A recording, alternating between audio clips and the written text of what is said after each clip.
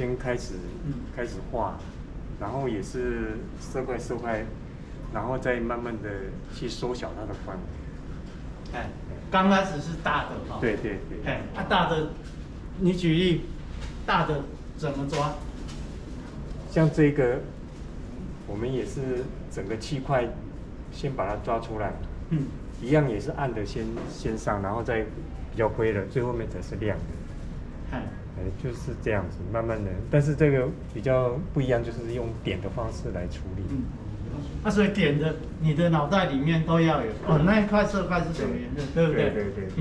然后我们在点的时候，同样的那个颜色的色块，也要去互相照应到，比如说这边的、这边的、这边的、这边的，那个颜色基本上是要不一样。